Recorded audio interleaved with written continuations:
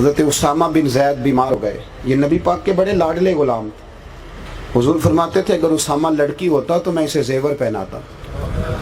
حضرت امام حسین رضی اللہ تعالیٰ عنہ حضرت اسامہ بن زید بیمار ہو گئے. 80,000 دینار کا قرضہ ہے یا 60,000 دینار کا قرضہ ہے. دوستوں سے رشتہ داروں سے پوچھا پر کوئی مدد کو نہ آیا.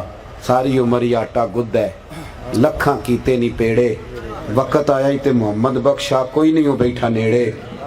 کسی طرح بات نہ بنی تو اسامہ بن زید بیمار تھے, آخری وقت تھا. کہنے لگے جاؤ کوئی حسین ابن علی کو خبر کرو.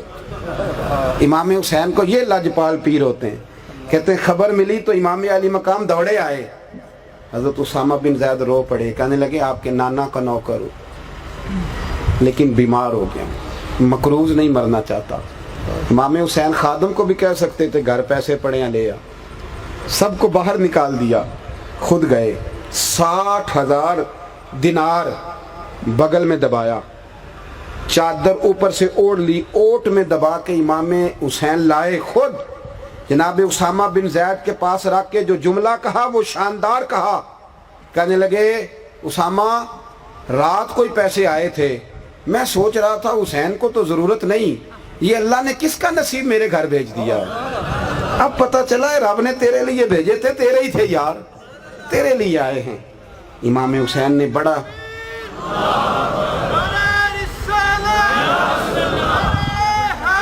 بات سمیٹنے کی طرف آیا. امت کے ذمے 2 کام بڑے ضروری ہیں. ایک تو ادب والے لوگ مہذب ہوتے ہیں, توجہ ہے میری بات پر. 3 لوگوں کا پیر کوئی نہیں ہوتا. ایک چودھری صاحب کا پیر کوئی نہیں ہوتا, ایک مالدار کا پیر کوئی نہیں ہوتا, اور ایک جس کے دماغ کو پڑھائی چڑھ جائے اس کا بھی پیر کوئی نہیں ہوتا. ناراض ہو گئے آپ لوگ؟ چلے ہو جائیں, میں نے تو ابھی چلے ہی جانا ہے, لیکن بات سچی کر دی ہے میں نے. یہ حضرت رومی کا فرمان ہے.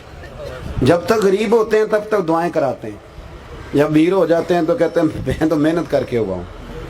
اور بھائی سنو, یہ جو ہمارا مزاج بن گیا نا, اس سے نکلو. یہ اور ملا رومی نے تو یہاں تک لکھا ہے کہ مولوی کا بھی پیر کوئی نہیں ہوتا. اب تو میں نے اپنی بات کی, اب تو آپ بولے نا. مولوی ہرگز نہ شد مولائے روم, تا غلام شمس تبریز نہ شد. مجھے ایک صاحب کہنے لگے آپ حضور تاج الشریعہ کے مرید ہیں. میں نے کہا مرید تو بڑی دیر سے بندہ بنتا ہے, میں تو غلام ہوں, تو نوکر ہوں. یہ کیا بات ہوئی, آپ میری نسبت ہے, میرا تعلق ہے. ہمارے ہاں تو مرید پیر صاحب کی کرامت اس طرح سناتے ہیں کہ پونی کرامت تو مرید کی اپنی ہوتی, 1/4 حصہ پیر صاحب کا ہوتا ہے. کہتے میں گیا ہوں تو وہ کہہ رہے تھے میں تیرا استقبال کے لیے کھڑا تھا, اور اگر وہ خلیفہ ہو خدا نہ خواستہ تو پھر وہ کہتا ہے کہ میں ریڑک کے نا تو مکھن نکال کے لے آیا ہوں, پیچھے لسی رہ گئی ہے. پھر وہ یہ کرامت سناتا. چھوڑیں, آپ کس چکر میں پڑیں. خدا کے بندوں, خیر والے کو خیر مل ہی جاتی ہے. کسی نے آ کے کہا تھا خواجہ نظام الدین محبوب الہی سے کہ میرا پیر کامل نہیں. فرمایا یہ تو کسی کامل کو ہی پتہ چلتا, تو نے تو خود کامل ہونے کا دعویٰ کر دیا, تجھے کیسے پتہ چلا کامل نہیں. اگر کچھ شرعی غلطی ہے, دین کا باغی ہے تو بتا. عرض کی حضور نہیں کامل نہیں. فرمانے لگے جا دوڑ جا کے اسی کی نوکری کر. تو اللہ کی رضا کے لیے نوکری کر, وہ جانے اور اس کا رب جانے. تجھے رب کی رضا کے لیے محنت کرنے پر اللہ اجر عطا فرمائے گا. من احب للہ و ابغض للہ و اعطا للہ و منع للہ فقد استکمل الایمان او کما قال نبی صلی اللہ علیہ وسلم, رواہ البخاری و مسلم. حضور نے فرمایا محبت کر تو اللہ کی رضا کے لیے, بغض رکھ تو اللہ کی رضا کے لیے, کسی کو کچھ دے تو اللہ کی رضا, کسی سے کچھ چیز منع کر تو پھر بھی اللہ کی. ادب آداب, کسی سید کا بلا وجہ بھی ادب کرو گے تو اللہ راضی ہو جائے گا. صحیح کہہ رہا ہوں. ہمارے ہاں ماحول نہیں رہا. یہ درویش لوگ ہیں بیچارے سادے جو کچھ کریں. اہل بیت نبوت کا ادب. اعلیٰ حضرت فاضل بریلوی رحمۃ اللہ علیہ نے فتاوی رضویہ کی 8ویں جلد میں حدیث لکھی ہے. نبی پاک علیہ السلام نے فرمایا جس نے عبد المطلب کی اولاد کے ساتھ نیکی کی. اور مزے کی بات یہ ہے حدیث کے راوی امیر المومنین سیدنا عثمان غنی ہیں. حضرت عثمان غنی رضی اللہ تعالیٰ عنہ راوی.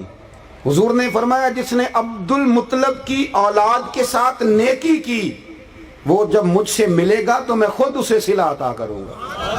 اب بریلی کے امام کا قلم بڑا شاندار ہے نا, اعلیٰ حضرت حدیث پہ تبصرہ کرتے ہیں, کہتے ہیں صلہ تو بڑی دور کی بات ہے, महबूबा हमारे लिए इतना ही काफ़ी, आपने कह दिया जब वो मुझसे मिलेगा।